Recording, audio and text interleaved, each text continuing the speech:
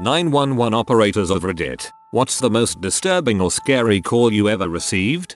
I was a 911 operator in Mobile, and the day Hurricane Katrina hit the Gulf Coast, we started getting lots of calls from New Orleans and the Mississippi Gulf Coast for some reason. I guess they started routing to us after all the 911 centers to the west of us started going down. Anyways, I got a call from a woman who said she was trapped in her house on Gordon Street between Florida and Law. I was confused at first because we have a Florida street in Mobile, and after checking and double checking and not being able to find her address, I asked her what city she was calling from and she said I'm in New Orleans. I tried to route her to New Orleans 911 and New Orleans Fire Department but could not get through. But she started screaming and said the water was coming up into the attic where she was. I told her to find something heavy and break the attic vent out so she could get out onto her roof. But the vent was too small for her to crawl through. She sat down and started crying. I told her I would stay on the line with her for as long as she wanted me to. I stayed on the line and listened as she cried,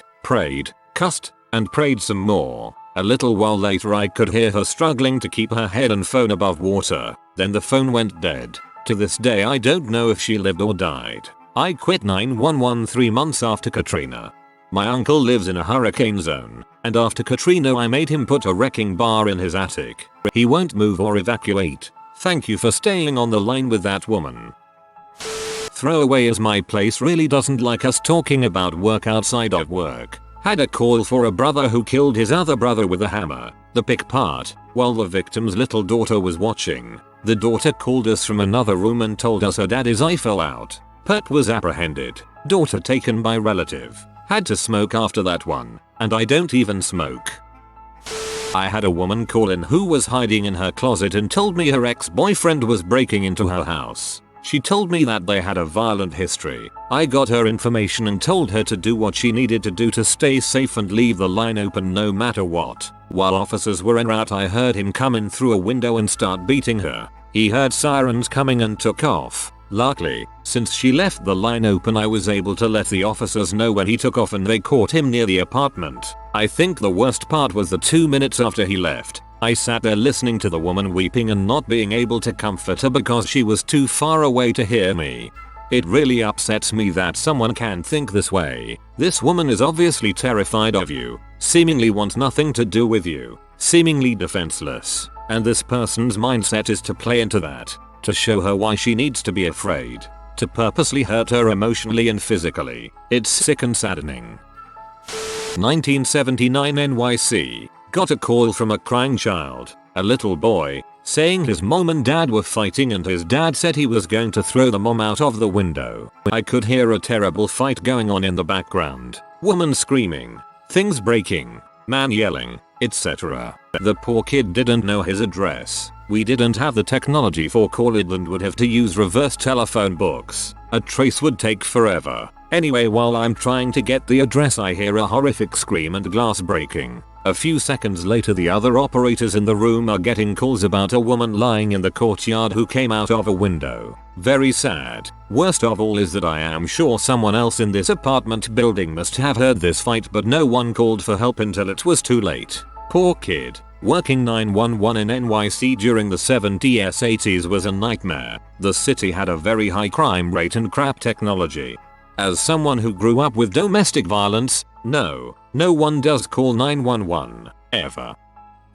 The toughest ones for me involve kids. Anytime a parent finds their child dead is especially tough. The single worst call I've ever taken though was a woman who was calling in that she was hearing weird noises in her house. While walking through her house, she started screaming and told me there was someone in her house. There were a couple soft pops followed by a gargling sound. After the officers had cleared the house and found her, it finally came out during the investigation that her adult son had killed her while high and freaking out.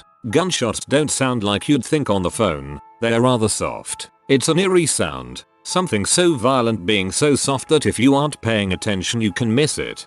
It's because of the frequency range that phones can handle. A lot of the sound is too low, so it just breaks up and catches the higher end.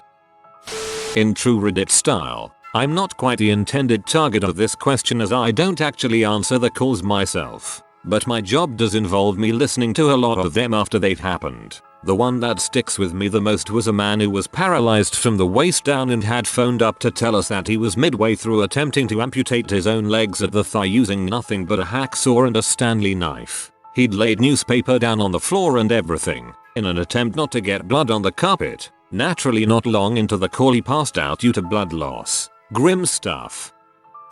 Well, there's a lot of love for us lately. In another thread and an AMA that I did, I told my story of having to stay on the phone with a young man for about 40 minutes, maybe a little more, who had a very disturbed man break into his home, and with a loaded shotgun pointed at his face the entire time, demand that he call the police. He wanted a suicide by cop. I now realize that I didn't get overly detailed about it in my other mentionings of it, but this young man urinated himself, almost threw up, and was begging me to keep him alive. I haven't dreamt about it in a long time. It was several years ago, but it stuck with me. Another NYC received an anonymous call that a patrol car, RMP, was parked in the middle of a street in Harlem with the doors open and no police officer in sight. We used to get tons of prank calls, but after a while your gut tells you when they're real. They found the officer several blocks away. He had been shot and then dragged by the perp's car for several blocks. Terrible. This is the kind of stuff that makes me angry when people act like cops aren't worth anything. They never know when something like this could happen to them, yet they do their job anyways. People just don't understand. 2 Christmases ago, my uncle, who's a police officer, was working during the day. He got to work when they got a call from an elderly woman who was having a heart attack and gave him the address. Turns out it was his own mother. He got there and tried CPR before the EMTs got there, but there was nothing they could do. My grandfather fell out of a 6-story window and died. My uncle was the first to arrive on the scene. It's kinda strange, but stuff that sounds the most dramatic. People getting severely beaten during a call, or being shot at, admitting to a murder they committed in the last 30 seconds, or even people killing themselves while they are on the phone to me. That doesn't bother me too much, but give me a distressed elderly person and I get a lump in my throat. Combine that with any one of the above and it turns into a bit of a crap shift. We've all got our triggers, and sometimes the least spectacular stuff can be the hardest to deal with. 100% agree. One of the most heart-wrenching calls I ever took was from an elderly woman who had to call in for retrieval. Her husband passed away during the night, and despite knowing it was going to happen any day, she was completely beside herself. I've lost my best friend in the whole wide world. I will never forget that, or the way she said it. My father was a 911 call taker. The worst calls he got were suicide calls where pretty much all he heard was someone immediately saying, "Hello, my name is John Doe and I live at 123 ABC Street and I'm going to kill myself." Bang, how terrible. At the end of the day though, I think this is much more courteous to have an EMT that doesn't know you come retrieve you than to have a loved one come home to find you. Got a call a few years ago. Lady's house was on fire, and her daughter was stuck in a back room. The flames were too much and too high, and she couldn't get through them to get to the girl. So I got to sit on the phone and listen to A little girl burn to death and B, the mom scream and cry as she watched. It was 5 years ago and the sound still haunts me. Special place in heck, I swear. I was a 911 call taker dispatcher in Portland, and received a call from a strung out girl. Story was she said her boyfriend had been doing M for 3 days and owned a lab. She was screaming that he had wiggly, purple worms in his arms and there was blood everywhere. Turned out that they were his veins. He was literally out of his good on crystal M, and tearing at his flesh and ripping out his veins. I did not want to live my life on their night shift taking calls like that, so it wasn't look before I switched professions. He was literally out of his good on crystal M, and tearing at his flesh and ripping out his veins. Sweet Jesus. Gag. My sister got a call from a woman whose son was out in the yard playing football. He threw the ball over a fence and jumped over the fence to retrieve it. Everything went normal there, but when he landed in the neighbor's yard, the guy was on his back porch balls deep in a pig. When the cops came, he said he does it because his wife is a crack W and he doesn't want to get AIDS. There was a young boy about 3 trapped in his parents' trailer that was on fire. We knew he was in there. The grandmother had gotten all the kids out but that one. She thought maybe he went and hid or something. The fire department did everything they could, even at great personal risk, but in the end the child had died of smoke inhalation. It was a painful 2 hours as they fought the fire and tried to save him, though after the first half hour we were pretty sure he couldn't have survived. My son was about the same age as that boy and it hit me hard. I probably should have gotten grief counseling or something, but they didn't do that for dispatchers at the time. I'm surprised they were able to even try. Those things go up like matchsticks and will burn to a pile of nothing but ash and melted metal. Buried, but someone might make it down there. Not a dispatcher and would never want to do it for a living, as I work very closely with dispatchers. I have been the IT guy for a law enforcement agency going on 7 years now, only part-time with them as I needed a change. Our current 911 supervisor pulls calls off our 911 recorder, but some of the previous supervisors would not do it. This of course means that I had to pull 911 calls whenever there was a big incident or a legal request came in. I would listen to the calls, as you should do, to make sure that we got all the correct radio traffic when requested, and of course all of the call. The one that sticks out to me happened around 3 years ago. I was actually repairing some equipment in our dispatch center when the call came in and had to immediately pull the recordings as we all knew it would have been requested. I listened to it all happen and did my best to assist. An 18-year-old called in hysterics and asked for an ambulance because his mom was shot. We of course dispatched immediately, but they were in the middle of nowhere and the closest ambulance was 30+ minutes away. As the call continued, we got him to tell us what happened. He had pulled out his hunting rifle to clean it before going hunting the next day. It was an older style bolt-action rifle with no safety and an extremely light trigger pull. He had just pulled it out of the case and accidentally hit the bolt on the side of the table, which caused the gun to fire. The bullet hit the mom in the stomach while standing less than 30 feet away. The father and son were both attempting to stop the bleeding and the son immediately called 911. At first you could faintly hear the mom in the background saying, "It's okay. You didn't mean it, baby. It's okay. I love you both." She just repeated this over and over. The father was praying quietly, and the son was sobbing and giving us all the info as we tried to assist. The sounds of that call will always haunt me. The son just shouted over and over near the end, "Mama. God, Mama. I'm so sorry, Mama. Don't die, Mama. Mama. Please." The mom made it nowhere close to the ambulance arrival. The dispatchers were cool and collected and worked like an amazingly well-oiled machine during the whole call. When the call was over, we all just sat there in silence. Even typing this up made me all teary-eyed. Gotta go wipe my eyes and feel better or I'll be crying in my office. Dispatchers are the unsung heroes. The emotional and mental toll that it takes on people that do the job and do it well is crazy. That kid will never be right after that. Accidentally killing your mom. Wow. That's really sad. When I still lived in my hometown, I used to volunteer on the emergency services department. Being a tiny town, there was no full-time staff, so people in the town would receive proper training and volunteer for it. 2 incidents always stuck with me. One was a day when I was setting up for a CPR training course for teens. The station was silent as I was working, until almost every alarm suddenly started going off. Fire, EMS. I could hear the RCMP alarm going off across the street. The radio starts buzzing, and I can hear a Delta call coming for a house nearby. Delta being the second highest level. I knew the family. Kind people. Mom had been downstairs making dinner, and her son was getting ready to go to scouts. He had tripped and hung himself by the kerchief. She didn't find him until it was too late. I remember standing in front of the radio in horror as I could hear her screaming in the background of a radio call, as one of the guys was radioing and that they were coming into the big city with a high priority call.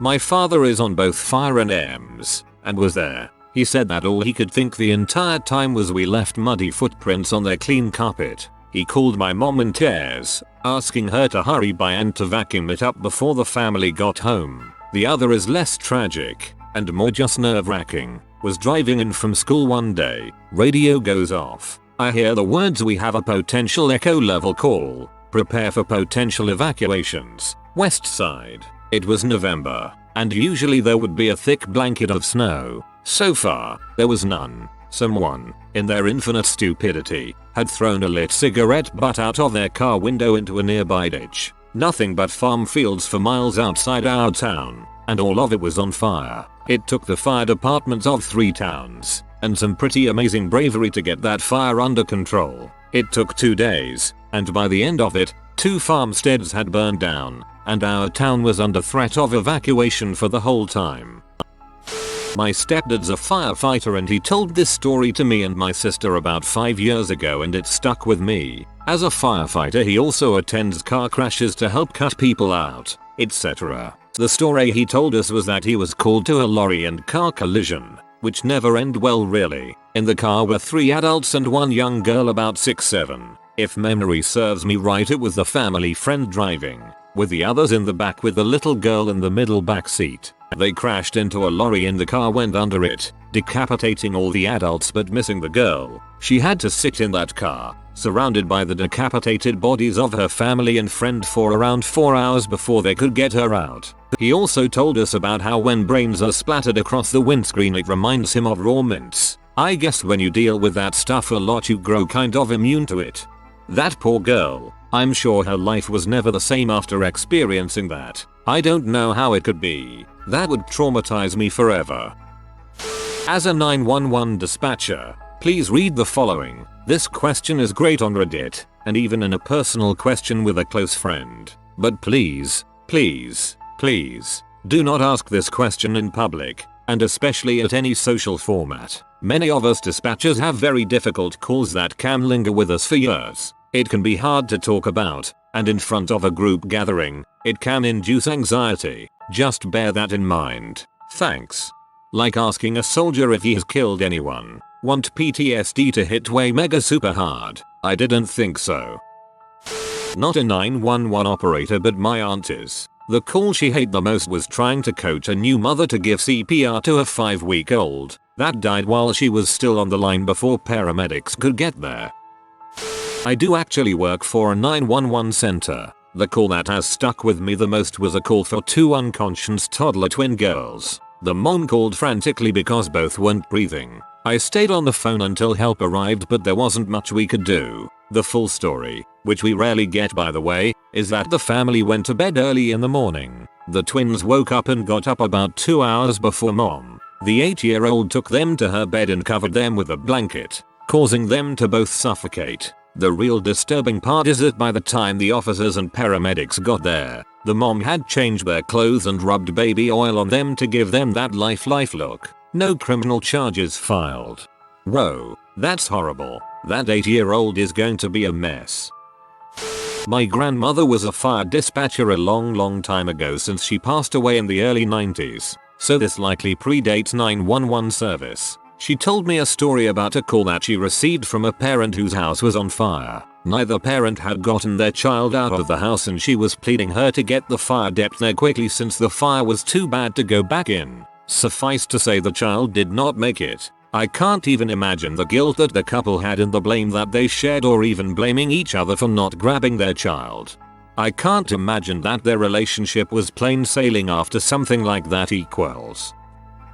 My mom was a 911 dispatcher in the early 90s. I was 5 years oldish, in Washington state. When I got older, I remember asking her about some of the calls that she could still recall. One in particular was pretty bad. She was working one year on Halloween night and around 10 or 11 PM she had a call come in that a couple guys were driving around town with a dummy or something dragging behind their truck. The dummy was falling apart and pieces of clothing plastic were being torn off and scattered around the city. Being Halloween, it seemed like a prank but she had a patrol car try to find and stop the truck. As time goes by more and more people started to call in about it. Eventually the patrol car caught up with the truck and it turns out that it was a person. The guys had gone to a store earlier and when they left, they had backed their truck into an elderly man whose clothes got caught in the rear bumper or whatnot. The 2 guys never even knew that they were dragging around another human being all across town. 4 miles. The elderly man had passed away and those pieces of clothing scattered around town was his clothing,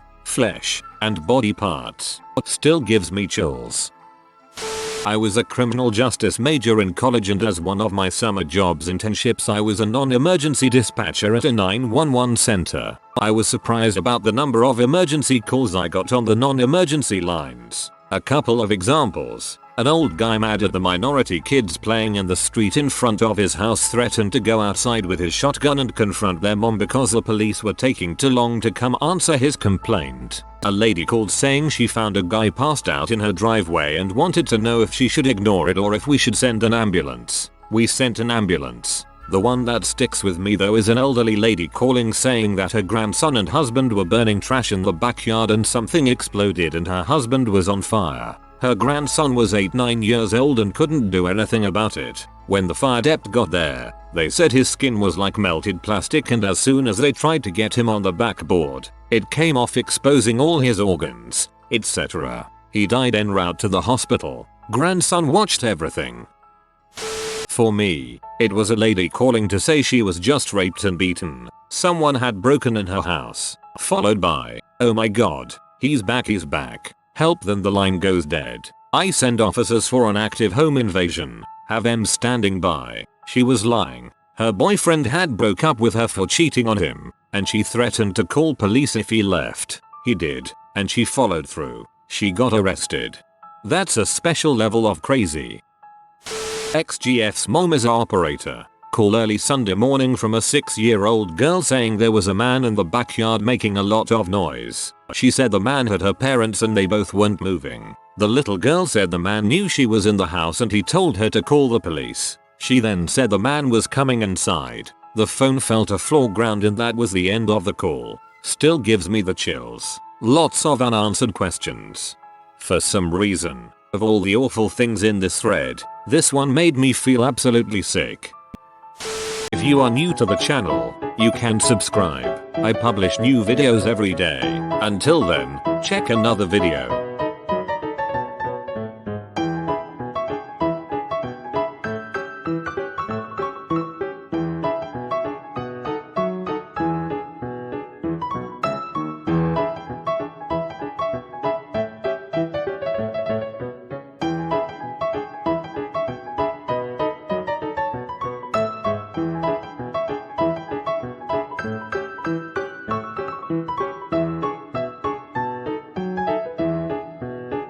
Bye for now.